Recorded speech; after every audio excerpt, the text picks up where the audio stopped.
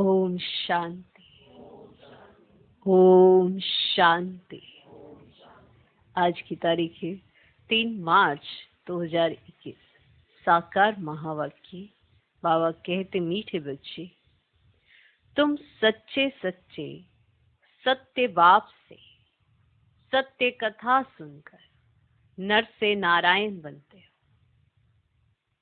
तुम सच्चे सच्चे सत्य बाप से सत्य कथा सुनकर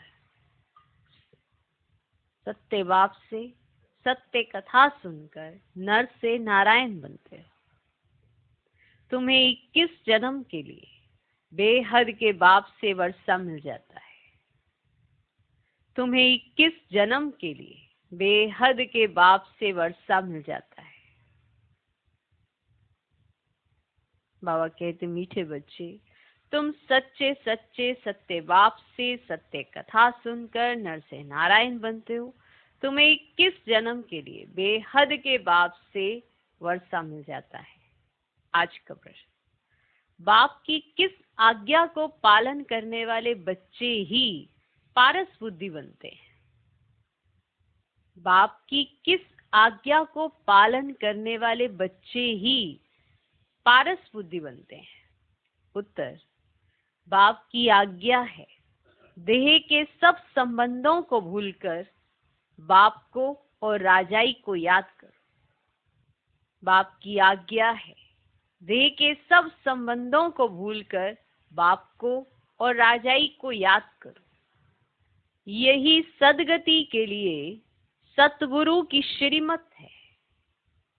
यही सदगति के लिए सतगुरु की श्रीमत है। जो इस श्रीमत को पालन करते हैं, जो इस श्रीमत को पालन करते हैं, अर्थात देही अभिमानी बनते हैं, वही पारस बुद्धि बनते हैं। जो इस श्रीमत को पालन करते हैं, अर्थात देही अभिमानी बनते हैं, वही पारस बुद्धि बनते हैं। आज का गीत है, आज अंधेरे में है हम इंसान। ओम शांति। ये कलयुगी दुनिया है, सब अंधेरे में है। यही भारत सोचने में था जब यह भारत स्वर्ग था। यही भारतवासी जो अब अपने को हिंदू कहलाते हैं, ये असुल देवी देवताएं थे। भारतवासी स्वर्गवासी थे। जब कोई धर्म नहीं था, एक ही धर्म था। स्वर्ग, बैकुंठ, बहिष्यत, हेवन, ये सब भारत के नाम थे। भारत प्राचीन, पवित्र, बहुत बहुत धनवान था। अभी तो भारत कंगाल है, क्योंकि अब कलयुग है। अब कलयुगी है ना, भारत इस समय कलयुगी है। वह सत्युग था। तुम सब भारतवासी हो। तुम जानते हो अंधियारे में है। जब स्वर्ग में थे तो सोजरे में थे। स्वर्ग के राज राजेश्वर, राज राजेश्वरी, लक्ष्मी नारायण थे। उनको सुखधाम कहा जाता है। नए नए आते हैं तो बाप फिर समझाते हैं।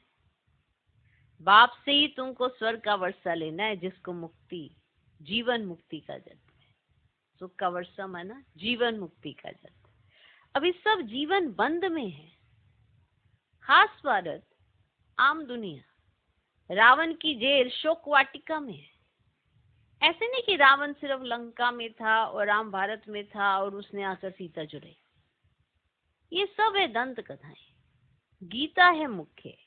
सर्व शास्त्रों में शिरोमणि श्रीमत, अर्थात भगवान की सुनाई हुई गीता।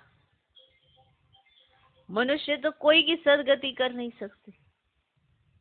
सतयुग में थे जीवन मुक्त देवी देवताएं, जिन्होंने ये वर्षा कलयुग अंत में पाया था।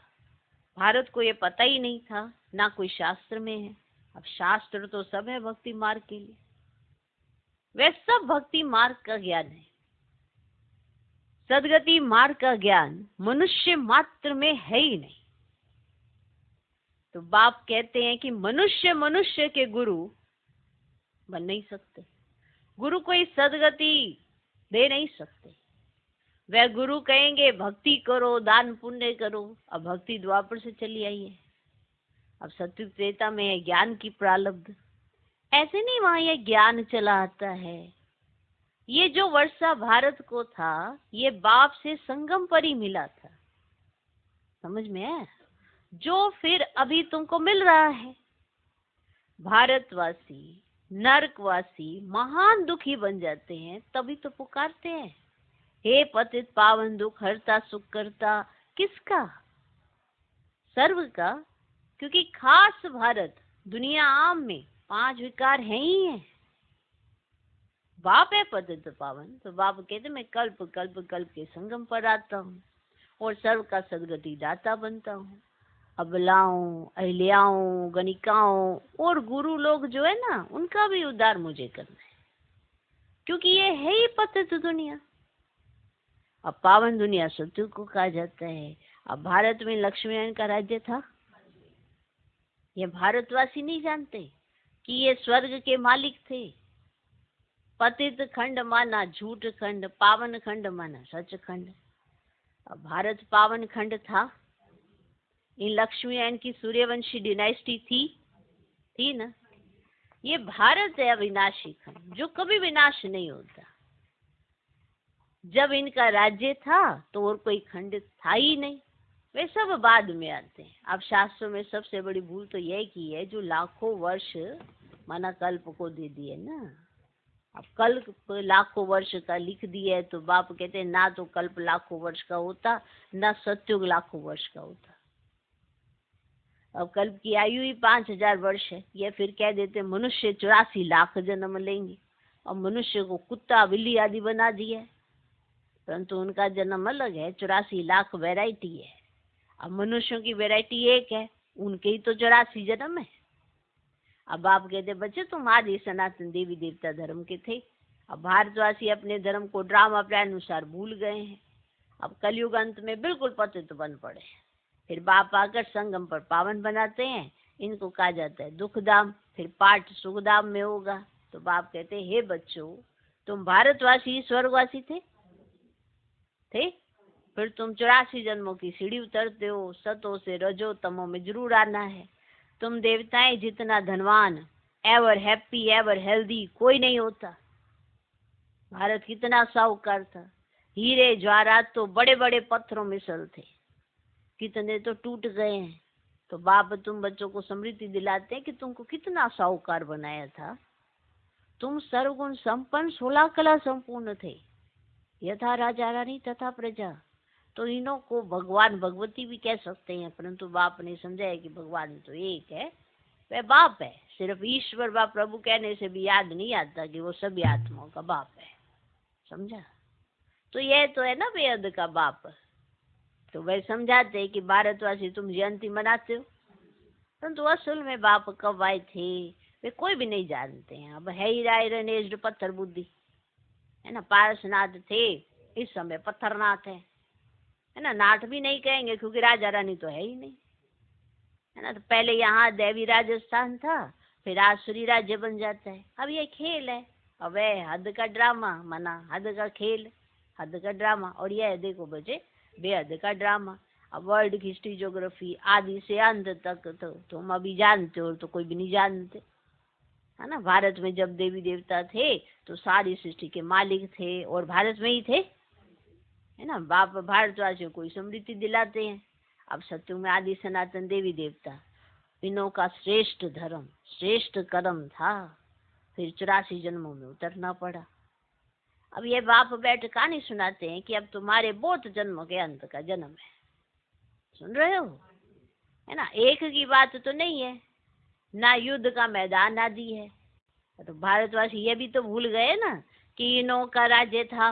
अब सत्यु की आयु लंबी करने से तो बहुत दूर ले गए। तो बाप समझाते हैं कि मनुष्य को भगवान तो नहीं कह सकते। अब मनुष्य मनुष्य की सदगति नहीं कर सकते। अब कहावत है सर्व का सदगति दाता, पति तो पावन बनाने वाला सिर्फ एक ही है ना, एक ही है ना। तो पावन करता सबका एक ही है। तो ये है झूठ खंड। अब सच्चा बाबा सच खंड स्थापन करने वाला है। अब भक्त पूजा करते हैं, परंतु भक्ति मार्ग में जिसकी भी पूजा करते आए ना, एक की भी बायोग्राफी नहीं जानते। शिव जयंती तो मनाते हैं, और बाप है नई दुनिया का रचयिता, हेवनली गॉड फादर, अब बेहद सुख देने वाला।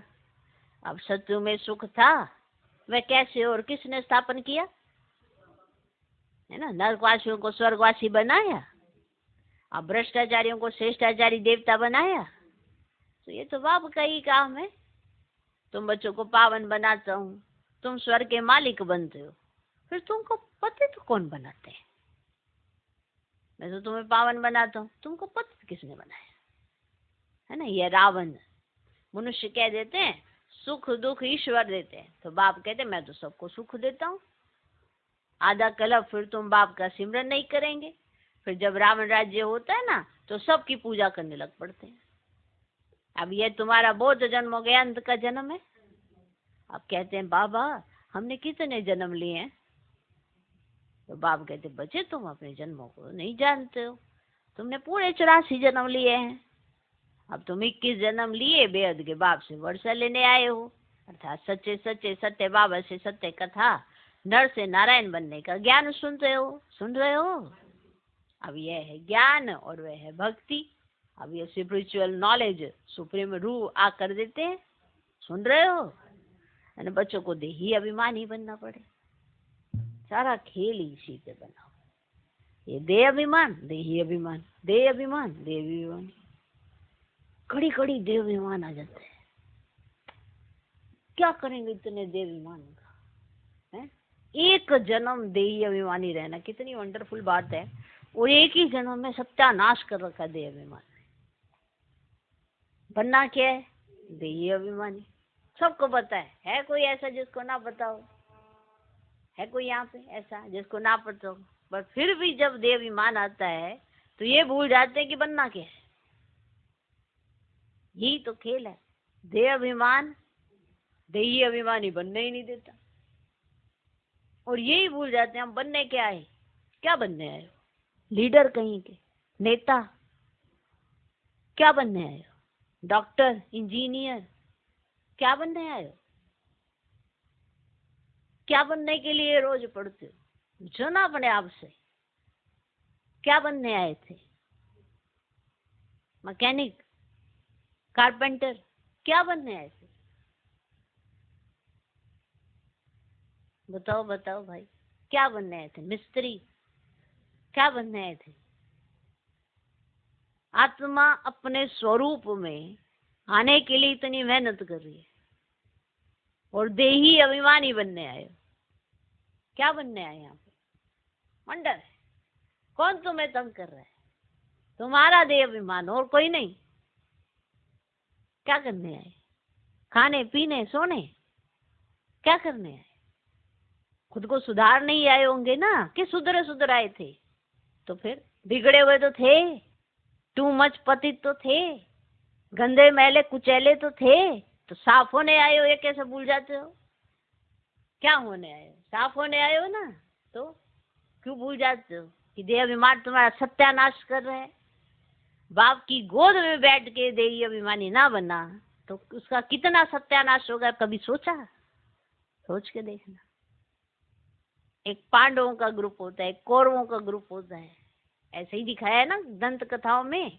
और जो कौरवों के बीच में रहता हुआ एक बाप के साथ रहता है वो पार लग जाता है, और जो पांडवों के बीच में भी रहता हुआ उसकी वृत्ति सही नहीं होती, देह अभिमान में रहता है, तो वो बीच में गोद में बैठा बैठा भी खाली रहता है।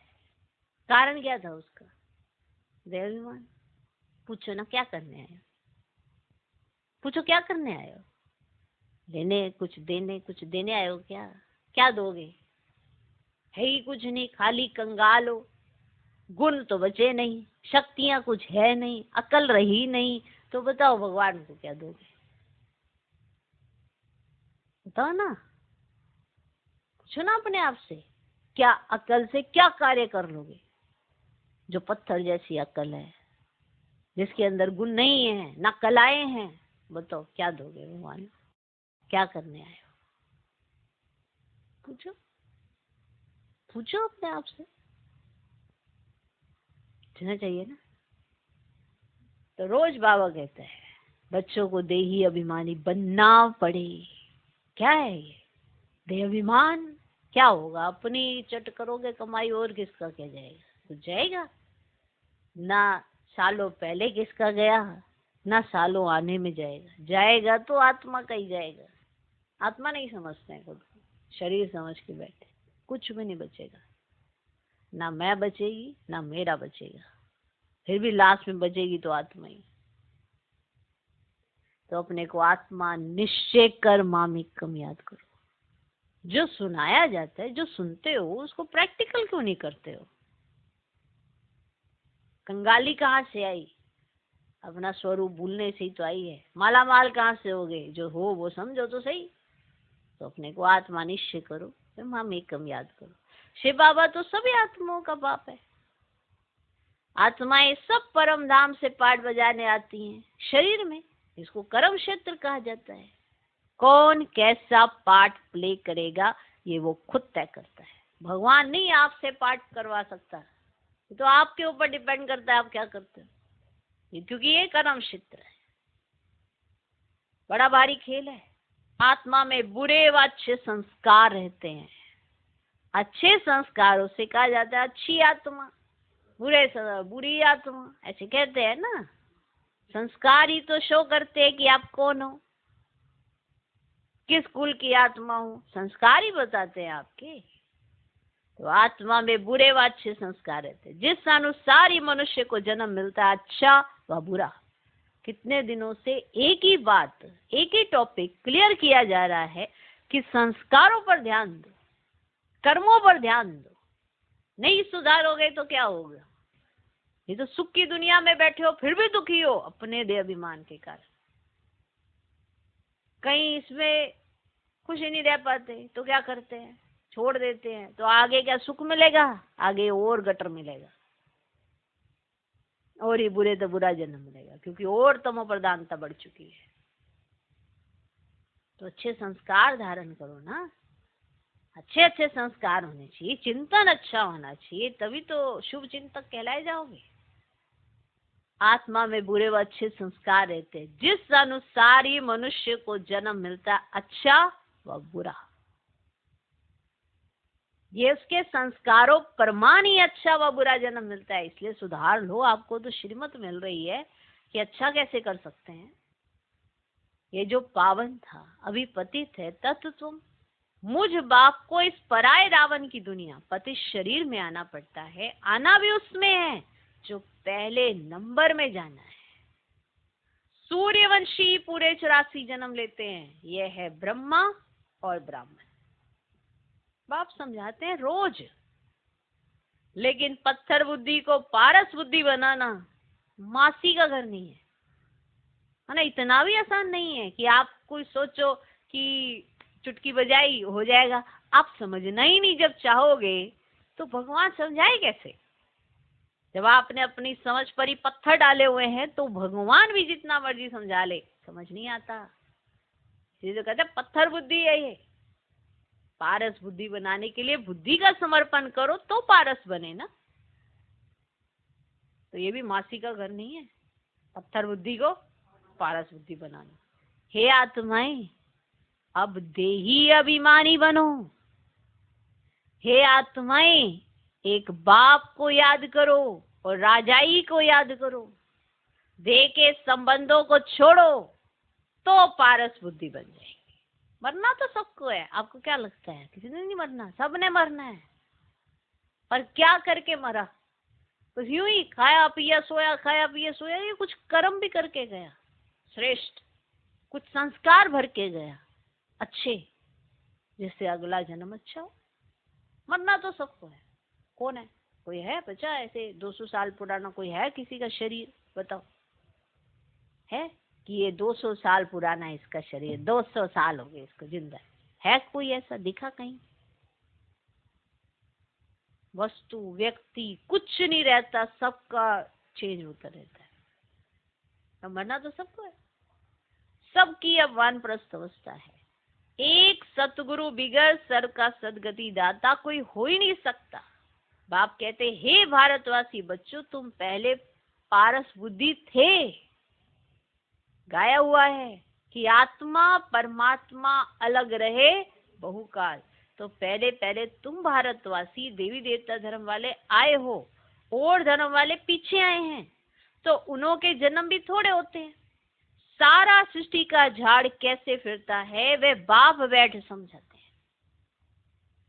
जो धारणा कर सकते हैं उनके लिए बहुत सहज है। आत्मा धारण करती है, पुण्य आत्मा और पाप आत्मा तो आत्मा बनती है। क्यों भूल जाते हैं कि सारा प्रोसेस आपके ऊपर निर्भर करता है। अब क्या करते हो क्या नहीं करते हो, क्यों ब्लेम करते हो दूसरे को। आपके गिरने का कारण आप खुद हो।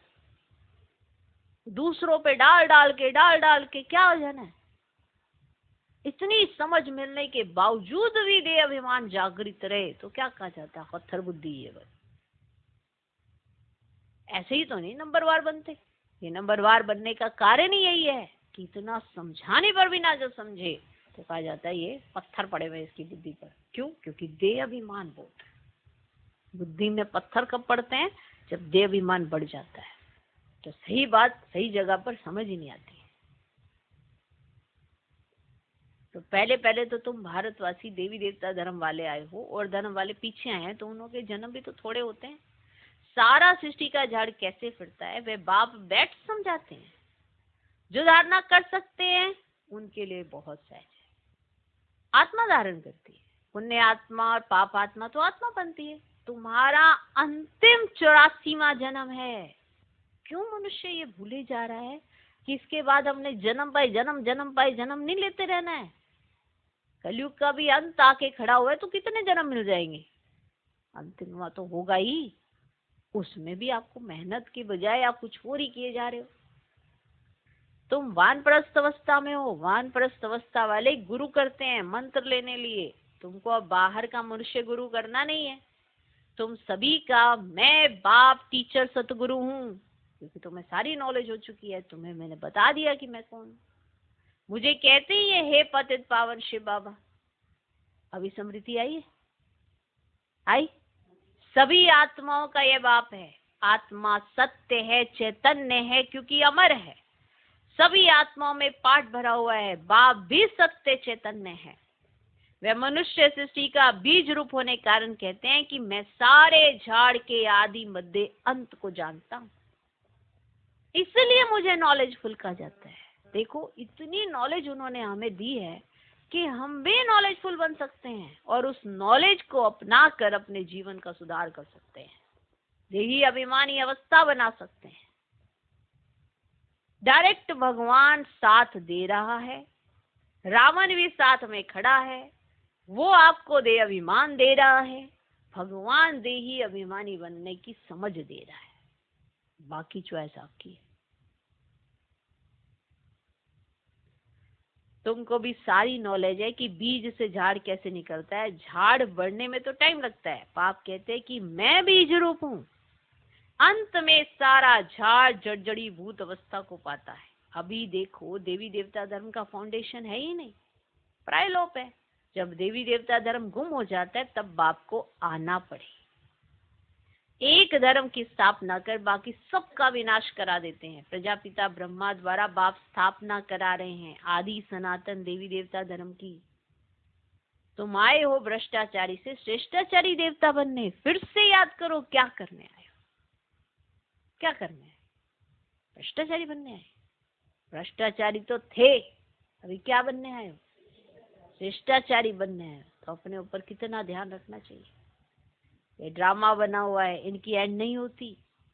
बाप आते हैं। आत्माएं सब ब्रदर्स हैं मूल वतन में रहने वाली, जो उस एक बाप को सब याद करते हैं। दुख में सिमरन सब करे, सुख में करे न कोई। रावण राज्य में दुख है, यहाँ सिमरन करते तो बाप सर्व का सदगति दाता एक है। उनकी महिमा है। बाप ना आए तो पावन कौन बनाए? क्रिश्चियन, इस्लामी आदि जो भी मनुष्य हैं इस समय सब तमो प्रधान है।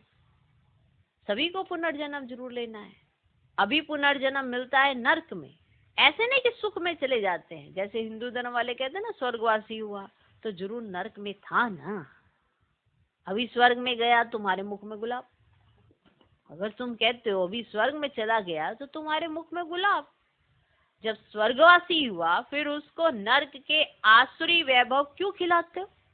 अगर वो तो स्वर्गवासी हुआ ना, अच्छी बात है ना, स्वर्ग में चला गया। पितृ खिलाते हैं ना, बंगाल में मछली अंडे आदि खिलाते हैं। अरे उनको ये सब खाने की दरकार क्या है? वापिस कोई जा नहीं सकता, जबकि पहले नंबर वालों को 84 जन्म लेना पड़ता है। इस ज्ञान में कोई तकलीफ नहीं है। भक्ति मार्ग में कितनी मेहनत है, राम राम जपते रोमांच खड़े हो जाते हैं। अब ये सब है भक्ति मार्ग। ये सूर्य चांद आदि रोशनी करने वाले हैं, ये देवता थोड़े ही। वास्तव में ज्ञान सूर्य, ज्ञान चंद्रमा और ज्ञान सितारे यहाँ की महिमा है। अच्छा, आए सुनो। मीठे मीठे सिकिलधे बच्चों प्रति माता पिता बाप दादा का याद प्यार और गुड मॉर्निंग। रूहानी बाप की रूहानी बच्चों को नमस्ते। हम रूहानी बच्चों की भी रूहानी बाप को नमस्ते नमस्ते नमस्ते। Good morning good morning good morning. धारणा के लिए मुख्य सर पहला पॉइंट, इस अंतिम 84वें जन्म में कोई भी पाप कर्म नहीं करना है, माना कोई भी कर्म नहीं करना है। इस अंतिम 84वें जन्म में कोई भी पाप कर्म नहीं करना है। पुण्य आत्मा बनने का पूरा पूरा पुरुषार्थ करना है, संपूर्ण पावन बनना है। इस अंतिम 84वें जन्म में कोई भी पाप कर्म नहीं करना है, पुण्य आत्मा बनने का पूरा पूरा पुरुषार्थ करना है, संपूर्ण पावन बनना है। दूसरा पॉइंट, अपनी बुद्धि को पारस बुद्धि बनाने के लिए देह के सब संबंधों को भूल देही अभिमानी बनने का अभ्यास करना है। अपनी बुद्धि को पारस बुद्धि बनाने के लिए देह के सब संबंधों को भूल देही अभिमानी बनने का अभ्यास करना है। आज का वरदान, कंपनी और कंपेनियन को समझकर साथ निभाने वाले श्रेष्ठ भाग्यवान भव। कंपनी और कंपेनियन को समझकर साथ निभाने वाले श्रेष्ठ भाग्यवान भव। ड्रामा के भाग्य प्रमाण, आप थोड़ी सी आत्माएं हो जिन्हें सर प्राप्ति कराने वाली श्रेष्ठ ब्राह्मणों की कंपनी मिली है। ड्रामा के भाग्य प्रमाण, ड्रामा के भाग्य प्रमाण की माना एक है आपका भाग्य होना, लेकिन एक ड्रामा में आपके भाग्य प्रमाण आपको ऐसी कंपनी मिल गई। अगर अभी आप कहीं और होते तो आपको पता चलता कि क्या मिल गया है आपको। लेकिन एक कंट्रास्ट समझने के लिए ना, जैसे कहते हैं ना, सुख में ही रह रहा है ना जो आत्मा, उसे सुख का भी एहसास खत्म हो जाता है। जैसे सतयुग त्रेता में जब होगे तो पता थोड़ा होगा सुख क्या होता है, लेकिन जैसे ही दुख आता है तो एहसास आत्मा को आने लगता है, तभी तो वो पुकारना शुरू करती है। आपको क्या लगता है, यूं ही पुकार आ जाती है?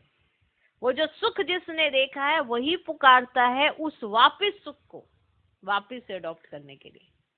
तो इसीलिए जब आज हम संगम युग पर है ना, हमें ब्राह्मणों की कंपनी मिली हुई है, श्रेष्ठ आत्माओं की, तो बहुत सारी चीजें हमारे भाग्य में यूं ही लिखी गई हैं, मेहनत नहीं करी है।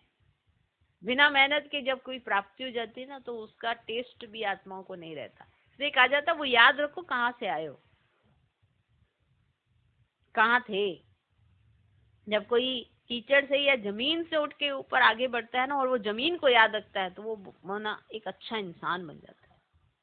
वो जो यही रखता है, अरे मैं तो हमेशा से ही समझदार था, मैं तो हमेशा से ही अक्लमंद था, तो वो उसके नीचे की जमीन ही खिसक जाती है।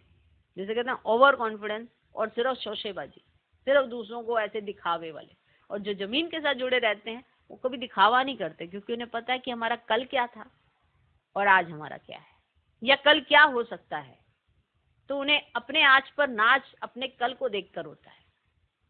तो ड्रामा के भाग्य प्रमाण, आप थोड़ी सी आत्माएं हो जिन्हें सर्व प्राप्ति कराने वाली श्रेष्ठ ब्राह्मणों की कंपनी मिली है। सच्चे ब्राह्मणों की कंपनी चढ़ती कला वाली होती है। माना अगर आप सच्चे सच्चे ब्राह्मणों के बीच में हैं तो आपकी चढ़ती कला होती जाती है। वे कभी ऐसी कंपनी नहीं करेंगे जो ठहरती कला में ले जाए। समझे? हमारी कंपनी ऐसी होनी चाहिए जो चढ़ती कला की तरफ ले जाए, ठहरती नहीं कि ना आगे बढ़ रहे ना पीछे हट रहे, ना आगे बढ़ रहे वहीं खड़े हो गए। ठहरती कला वाली नहीं होनी चाहिए कि माना उद्धार ही ना हो, कुछ माना समझ का विकास ही ना हो।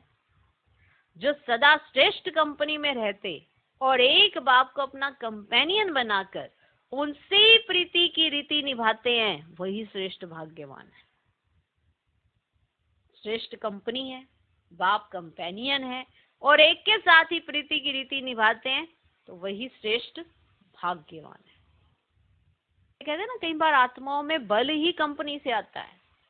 जैसे आप बहुत अच्छी एक उसमें बैठे हो तो आपको ऑटोमेटिकली एक अच्छे ही संकल्प आ रहे हैं, और जो उस कंपनी में नहीं है वो कभी द्वेष, घृणा, ईर्ष्या, लड़ाई, झगड़ा, ऐसे ऐसे ही संकल्प आते हैं उन लोगों को, क्योंकि उनकी कंपनी भ्रष्ट है। तो ना चाहते हुए भी अपने संघ के उसके रंग में चले जाते हैं। जैसे अच्छा संघ होता है ना, अच्छे अच्छे विचार आते हैं, हर चीज अच्छी अच्छी लग रही होती है, किसी भी कोई गलती भी होती है तो इग्नोर कर दी जाती है, अगर अच्छा संघ है। अगर बुरा संघ है ना तो मानो मारो, काटो, पीट दो, ये कर लो, वो कर लो, अगर बुरा संघ है तो कंपनी जैसी, संघ जैसा, वैसा प्रभाव पड़ जाता है। अब ये साबित करना है कि आप दूसरों के संग में आते हो या दूसरे आपके संग में आते हैं, जो ज्यादा स्ट्रांग होगा वही आगे प्रभाव दिखाएगा। नहीं, अगर आपका कंपेनियन इतना पावरफुल है तो आपकी कंपनी दूसरों को भी सक्सेसफुल बना सकती है। और अगर आप अपने कंपेनियन की तरफ ध्यान ही नहीं देते हो तो आप भले कहीं भी चले जाओ तो फिर तो उसी के भाव में बह जाओगे, जैसी कंपनी होगी वैसे ही बहने लगोगे, क्योंकि आप कंपेनियन को याद ही नहीं रखते हो। तो एक के साथ प्रीति की नीति निभाते हो तो फिर आप निश्चिंत रहो, आपका भाग्य हमेशा बनता रहेगा। कभी ऐसा पल ही नहीं आएगा जब आपका भाग्य ना बनता हो, क्योंकि आपकी कंपनी इतनी श्रेष्ठ, आपका कंपेनियन इतना श्रेष्ठ, तो आपका भाग्य कितना श्रेष्ठ होगा। चिंतन पर डिपेंड करता है कि आपकी सोच बाप समान चलती है या नहीं चलती है। आप उनकी कंपनी में रहते हो, उनके कंपेनियन में रहते हो तो ही आप सेफ हो। तो ड्रामा के भाग्य प्रमाण आप थोड़ी सी आत्माएं हो जिन्हें सर्व प्राप्ति कराने वाली श्रेष्ठ ब्राह्मणों की कंपनी मिली है। सच्चे ब्राह्मणों की कंपनी चढ़ती कला वाली होती है। वे कभी ऐसी कंपनी नहीं करेंगे जो ठहरती कला हो जाए। जो सदा श्रेष्ठ कंपनी में रहते और एक बाप को अपना कंपेनियन बनाकर उनसे ही प्रीति की रीति निभाते हैं, वही श्रेष्ठ भाग्यवान है। आज का स्लोगन, मन और बुद्धि को एक ही पावरफुल स्थिति में स्थित करना, यही एकांतवासी बनना है। मन और बुद्धि को एक ही पावरफुल स्थिति में स्थित करना, यही एकांतवासी बनना है। ओम शांति।